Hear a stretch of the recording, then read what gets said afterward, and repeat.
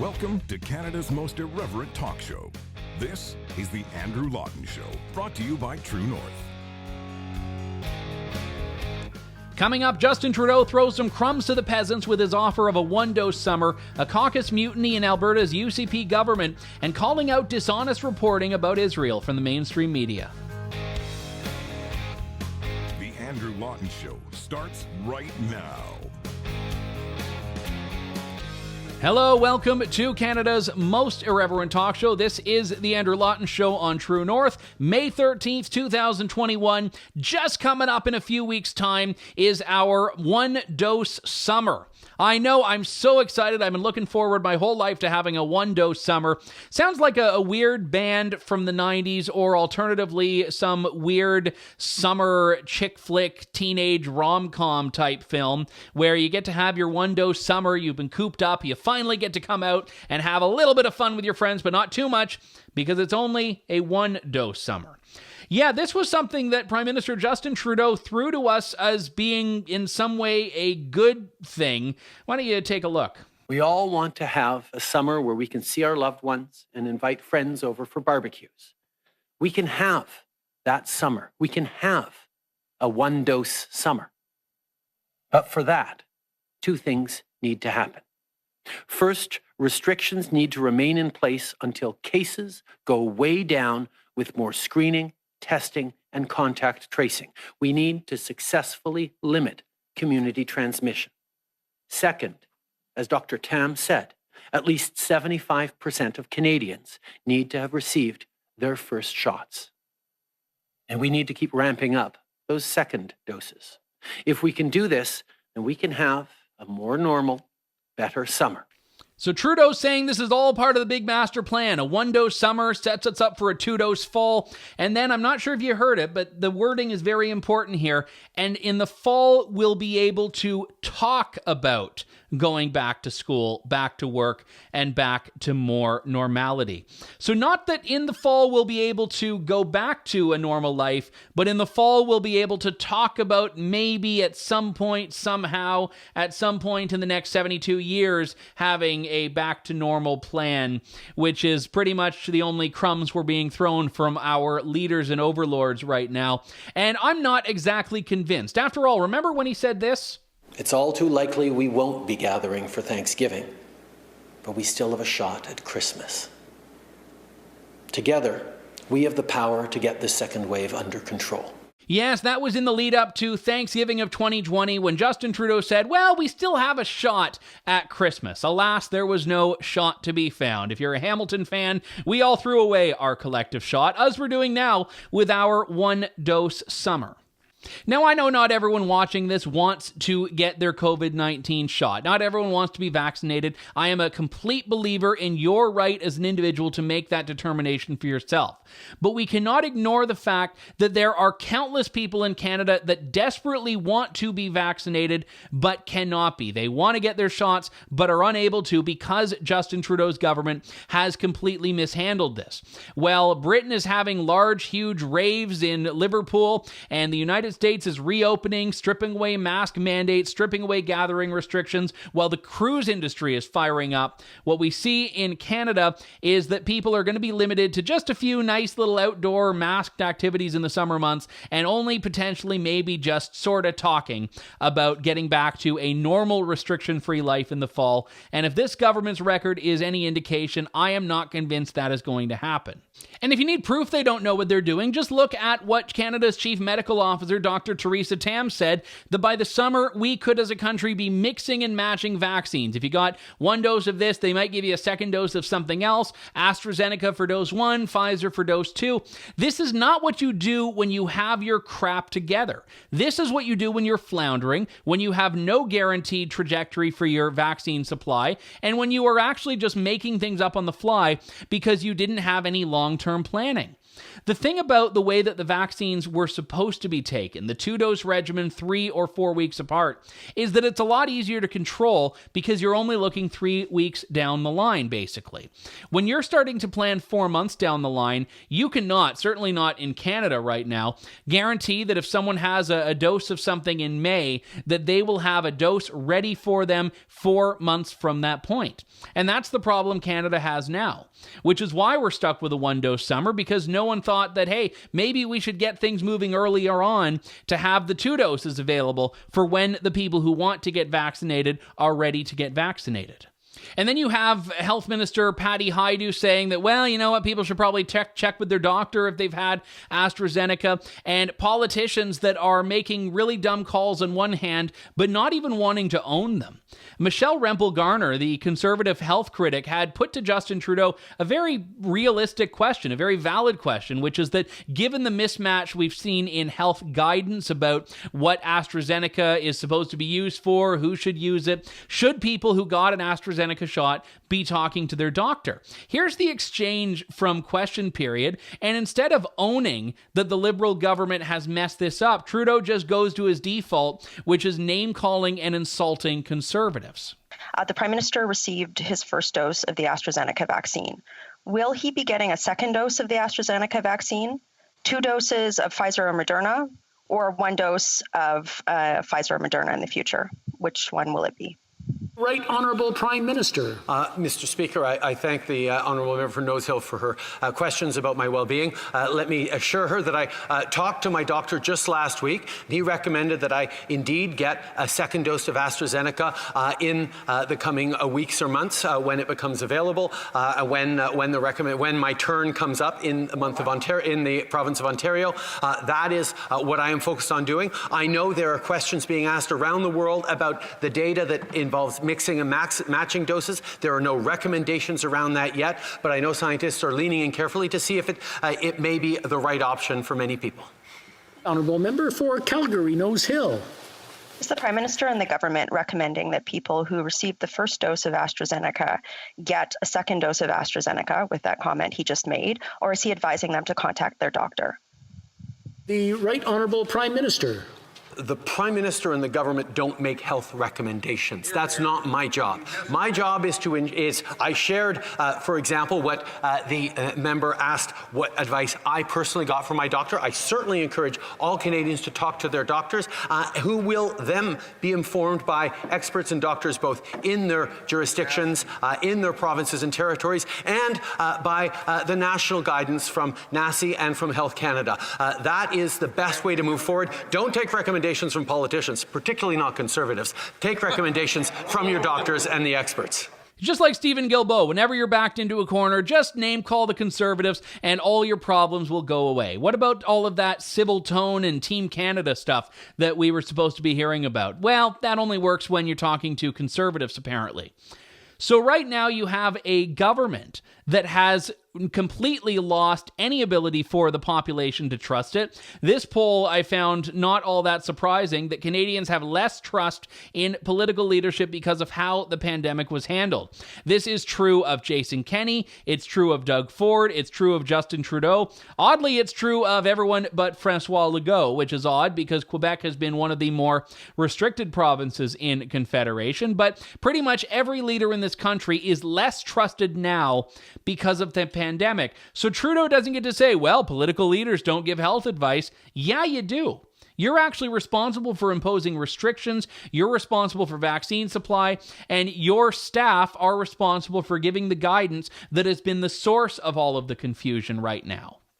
And incidentally, even trust within parties, within governments, is waning. This is a huge bombshell out of Alberta. You may remember I spoke to Premier Jason Kenney on the weekend. His caucus chair, an MLA, has stepped down from caucus with the reason being he does not trust Jason Kenney's handling of the pandemic. And he actually slips into his letter this: Along with so many Albertans, our understanding was that we in the UCP had united around our shared principles, integrity, and common sense approaches to governing. In short, an Alberta strong and free.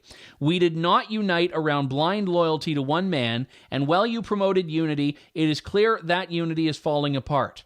I know that many Albertans, including myself, no longer have confidence in your leadership. I thank you for your service, but I am asking that you resign so that we can begin to put our province back together again. Now, he hasn't resigned from the UCP. He's resigned from his leadership role to say to Jason Kenney, you've got to go.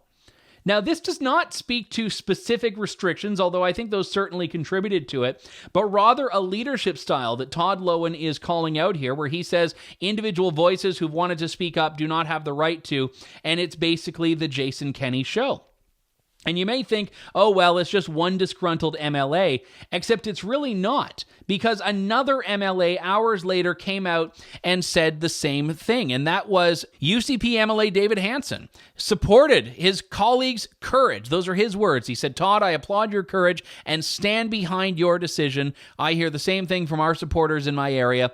I, along with many of our colleagues, share in your frustration. We, along with many Albertans, worked too hard to unite Conservatives to hand this province back to the NDP. Thanks for taking a stand. He doesn't specifically say he wants Kenney to resign, but he speaks up in support of a letter that does. And if he's being truthful when he talks about many colleagues sharing the same thing, this is going to be bad news for Jason Kenney. And the thing about Alberta is that Alberta's caucus has a lot of true believers in it, people that are genuinely bona fide conservatives that are not going to take a lot of these measures if they persist. And this is just me putting on my analytical hat now. This is not even a judgment call on my part, but there are a lot of people that I think in Alberta would not hesitate to dethrone the king, so to speak, in a way that we don't see political leaders and politicians doing in Ontario, where everyone's just shut up and gone along in lockstep with it, especially after the PC party made an example of Roman Baber and Belinda Carajalios by kicking them out. For daring to criticize, earlier on even, their government's handling of the pandemic. So I expect we'll see a lot more of this, certainly in Alberta, maybe in other provinces, but less likely there in the days and weeks to come. But when you can't even command the confidence of your caucus, you certainly cannot command the confidence of your country or your province, whatever the case may be. And that is why we see a trust pandemic going on, or rather a mistrust pandemic. We've got to take a break. When we come back, we will turn our attention to Israel here on The Andrew Lawton Show. Stay tuned. You're tuned in to The Andrew Lawton Show.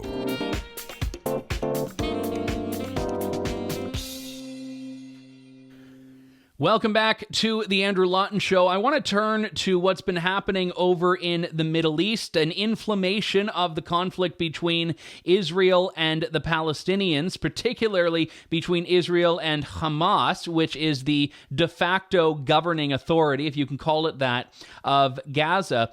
And the interesting dynamic that's taking place here has been so woefully misrepresented by the media. Yes, you've got rockets and missiles that are going back and forth between Gaza and Israel, between Hamas and Israel, but the effect it's having on civilians has been misrepresented, the chronology has been misrepresented, and even the tension that actually triggered this has been misrepresented, a dispute that goes back to a specific area of Jerusalem and Palestinian families being evicted. But I want to talk about this in great detail because, again, the facts are important and are not being told in the mainstream media coverage, which is why Mike Fegelman of HonestReporting Canada does what he does. He goes through, and if you look at his website, you can see point by point, anytime the media passes off a falsehood as truth or makes even an honest mistake that has significant implications, he's there to record it and to actually get it corrected, and has a fair bit of success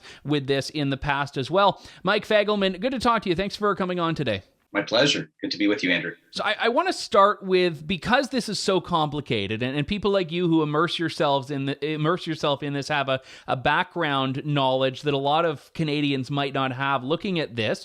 If we bring this most recent bout of tension and conflict back, it seems to be something that most people are triggering back to what has itself been misrepresented, which is this eviction of Palestinian families from their home. And I want to play a brief clip here, if I may, of a radio report that aired on CBC Radio. A spokesman for Hamas in Beirut, Osama Hamdan, isn't making any promises about how long they will continue, but he sounded just as defiant, blaming Israel for weeks of clashes in Jerusalem, where Israelis are trying to evict Palestinian homeowners and where Palestinians and Israeli police have clashed at the city's holiest shrine, Al-Aqsa.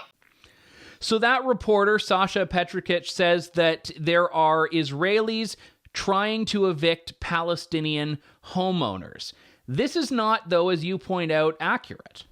Well, it's not. And quite frankly, what the Palestinians are doing, Hamas and Palestinian Authority, they're exploiting what is traditionally a real estate dispute, something between tenants and landowners, into a nationalistic claim with a fervor to incite the masses to convict violence. The issue is simply that the Palestinians who are living in these homes are living there rent-free and are squatting and not paying rent to the Jewish owners. And, Israel, it's a democracy, and it's an issue that's being dealt with and adjudicated in the Israeli courts, Supreme Court, mind you. The Israeli government's not taking a position. This is for the judiciary. And yet this issue is being used as a pretext, a whipping tool, really, to foment a discord between Israelis and Palestinians of the likes that we're seeing play out in the streets of Jerusalem. And as you see with 2,000 rockets that have been fired on Israeli cities like Ashkelon and Sderot. Yeah, and the shameful part of this is that you are very correct to point out that there are people that want to turn this into something different than what it is, who want to misrepresent the facts and who want to stoke this. But a lot of people in the media are buying into it. And I have to ask, is this just because of ignorance in a lot of ways? They don't know this, or is it because there is a more, if I can use the word, a more insidious bias that's taking place where they just want to view that Israeli dynamic through that lens?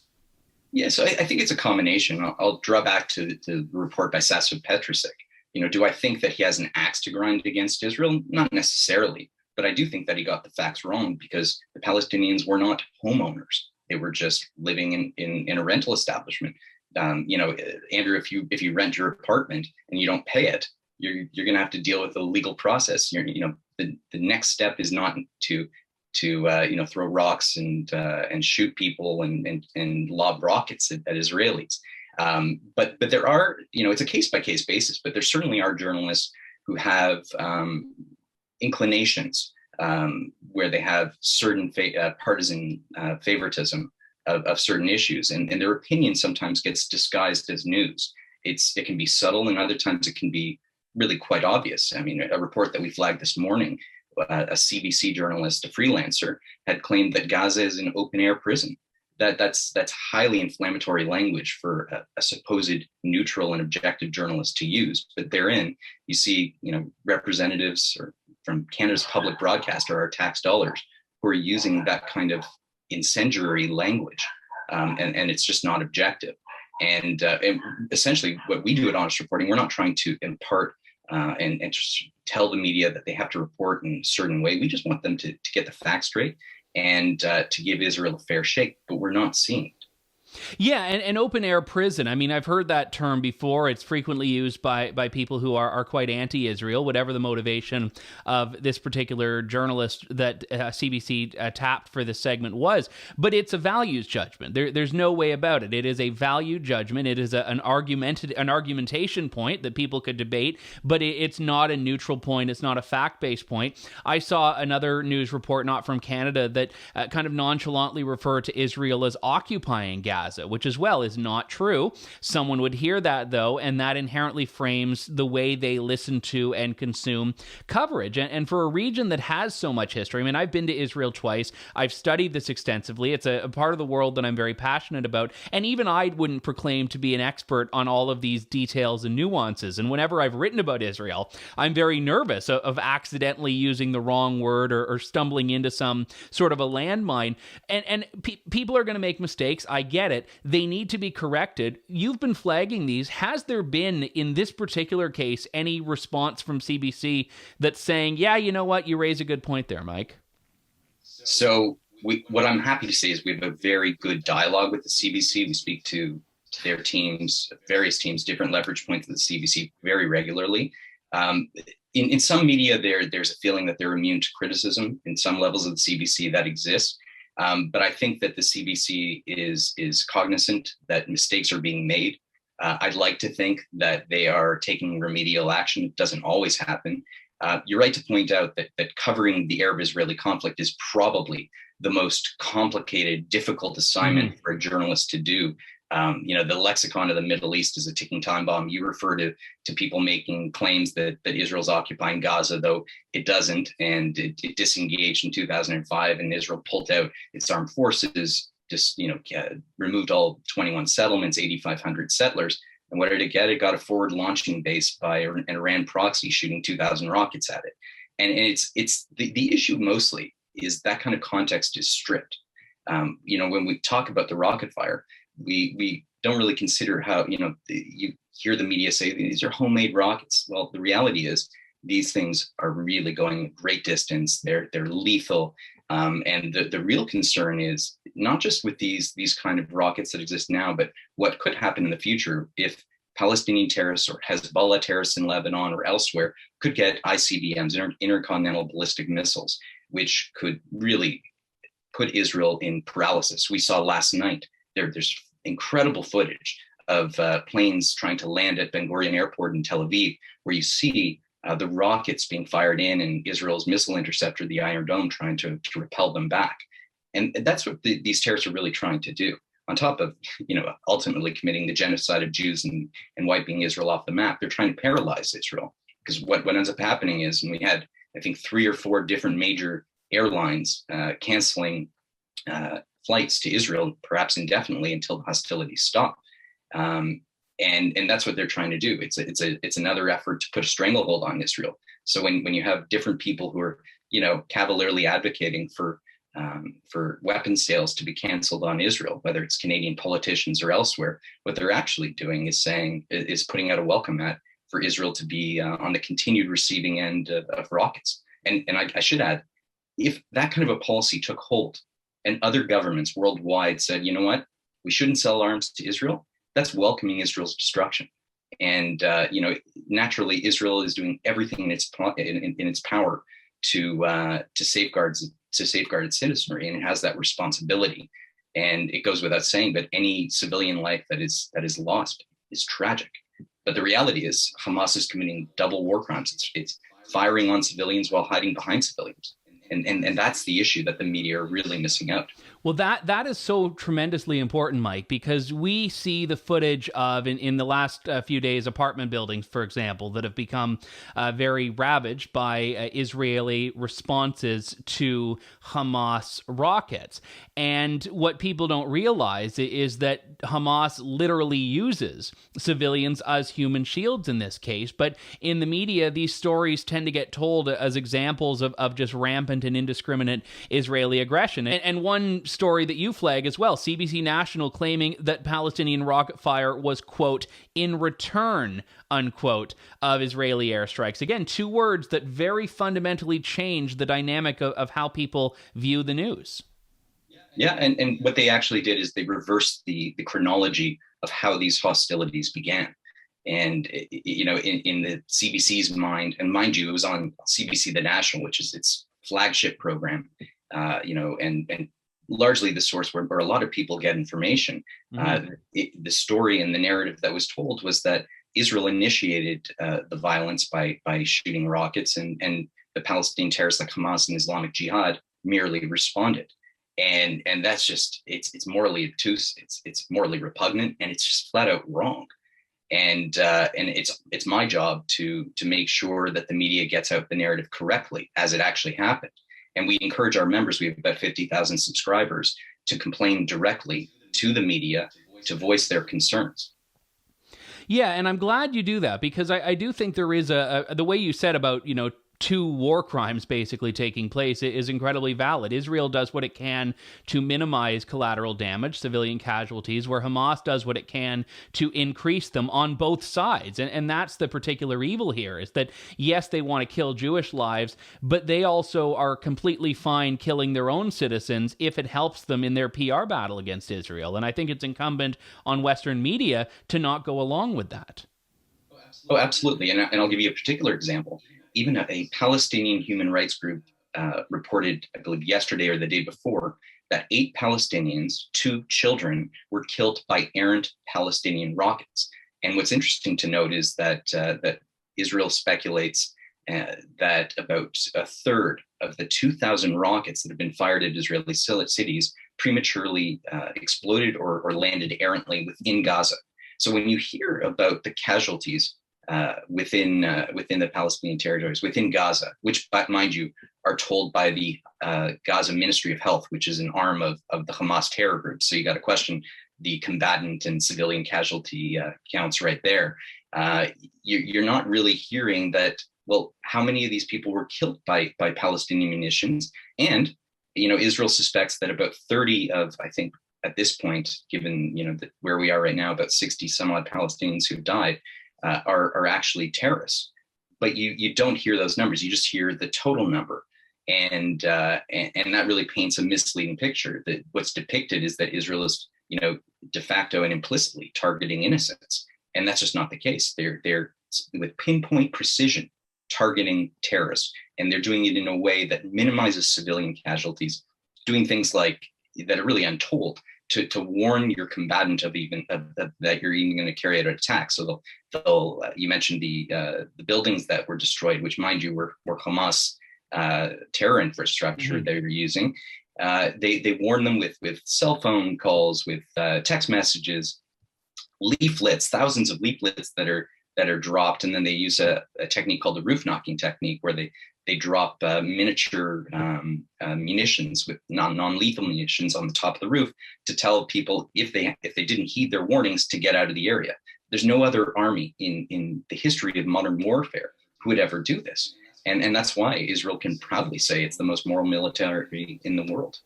Very well said, and I appreciate all your work having to keep glued to the mainstream media day in, day out to call these things out. But it is important, because when facts are gone, you lose a whole bunch in the way of any ability of having an honest discussion. Mike Fegelman, Executive Director of Honest Reporting Canada. His great work is updated pretty much in real time these days, and that's at honestreporting.ca. Mike, always a pleasure. Thanks for coming on.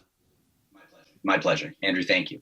Honest Reporting Canada, they do absolutely tremendous work, and so important to do. And a lot of people are going to say, well, you know what? That's a pro-Israel outlet. Why are they the authority on this? And I'll say 2 things on that. Number one, they put everything out front and center, completely with the facts to let you decide for yourselves.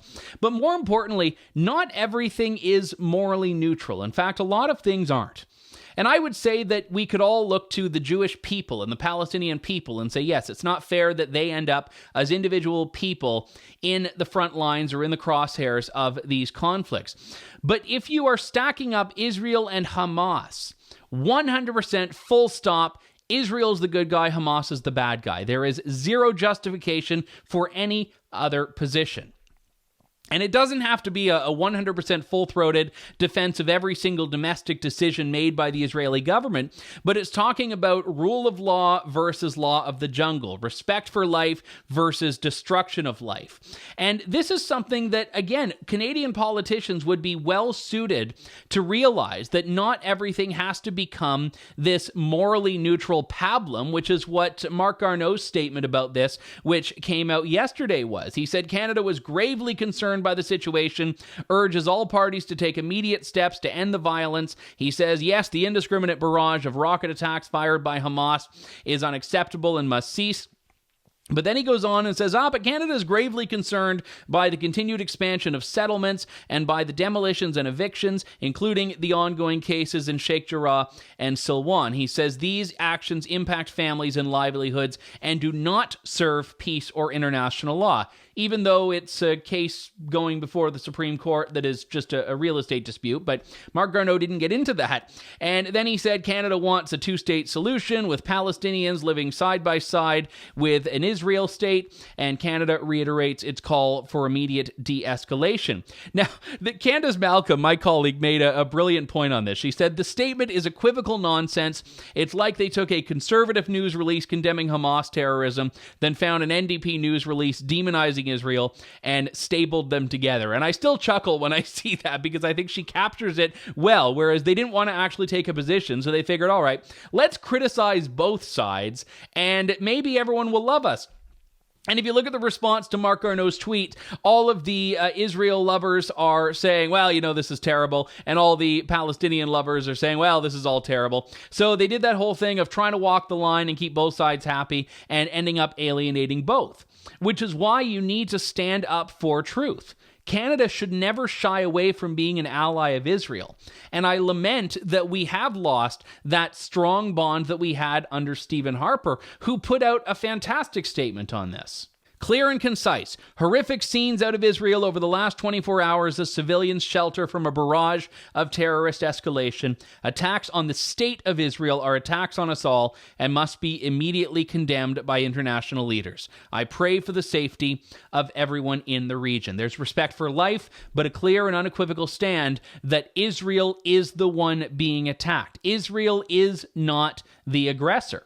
And when people point to the sophistication of Israeli weaponry, Israel is better at this. But that does not make them the bad guys, and Mike Fegelman pointed this out quite clearly. Israel goes through painstaking efforts to minimize Palestinian casualties.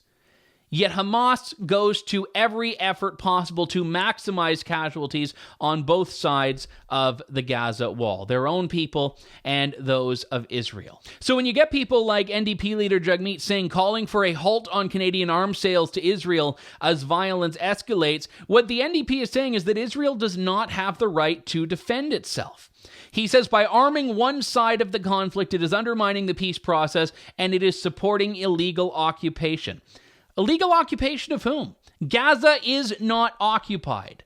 There are no settlements in Gaza. Israel unilaterally left Gaza and said, fine, we will take the first step. And what has Gaza done? It has replaced a government that it had that was not particularly great with one that's even worse, which continues to seek the complete destruction of the Jewish state, the complete elimination of the Jewish people, and they're the ones who are somehow painted in Canadian media and by the leader of the NDP as being the victims. And interestingly enough, I mentioned to Mike a few moments ago how fraught a lot of discourse about Israel is. Things that you're not allowed to say, things that are very loaded terms and ways in which you could accidentally do it. One of them, which is very deliberate, is where you recognize Israel's capital as being. Now, the reality is, functionally, Jerusalem is the capital of Israel. Israel has had control of West Jerusalem since Israel existed for the first time, and Israel has had control of East Jerusalem since the end of the Six-Day War. But functionally speaking, Jerusalem is Israel's capital. Historically speaking, Jerusalem is Israel's capital. Yet countries around the world are terrified of realizing that. Just 3 countries of, I believe, the 90 countries that have embassies in Israel have them in Jerusalem. The most notable of those is the United States, which moved its there in 2018 at the behest of Donald Trump. Aaron O'Toole has said that Canada's Conservatives, if they form government, will move Canada's embassy in Israel to Jerusalem. But interestingly enough, I stumbled on a pretty significant story that Global Affairs Canada staff actually prepared for a move of Canada's embassy to Jerusalem, a tremendously important step, although it never actually happened, the reason being there was no buy-in from Justin Trudeau's Liberals. But how I found this is I reached out to Global Affairs with what's called an access to information request, so trying to get a hold of internal government documents. I did it in 2019, and I've only just gotten a non-response now. But I actually did it after former Conservative leader Andrew Scheer had pledged, if he was elected, that he would move the embassy to Jerusalem. And I said, well, I wonder what Global Affairs staff are saying about this. So I put in the request for May 2019, when Scheer made the pledge, to December, when I put in the access to information request. So pretty much 7-month period or so, or 6.5-month period. I just last week got a response that said the following: I have looked through the documents received from our respective program area, and although the department did in fact prepare for a possible move of the Canadian Embassy to Jerusalem, the move did not happen. Since the relocation of the embassy did not happen, many of the documents contain information for the preparation of the move, and therefore all contain references to cabinet. Cabinet documents are confidential. They are not subject to access to information laws, which means that any document that was destined for cabinet, the government doesn't have to disclose. But the non-response of these documents, the non-production of them, tells me that there was a very serious, although it's not clear how serious, push towards moving the embassy, or at the very least something that would have been given to a cabinet member for sign-off, but it did not happen. Now, on background, a Global Affairs Canada source told me there was no formal memorandum to cabinet, which would have been a document that the foreign minister at the time would have brought to his colleagues. That didn't happen. So we know that Justin Trudeau's position on this has not changed, which is absolutely not, as Global Affairs told me, Canada will not be moving its embassy from Tel Aviv to Jerusalem, and the long-standing position is that the status of Jerusalem can only be resolved as part of a general settlement of the Israeli-Palestinian dispute. So again, not taking a clear position, but it's not like the equivocation is dismantling any of the conflict. It's not like the equivocation is contributing towards de-escalation. It just means that there's no moral grounding in Canada's position on this at this time. We've got to wrap things up, but my thanks to you all for tuning in to the program today. We'll talk to you next week with more of Canada's most irreverent talk show. Thank you, God bless, and good day. Thanks for listening to The Andrew Lawton Show. Support the program by donating to True North at www.tnc.news.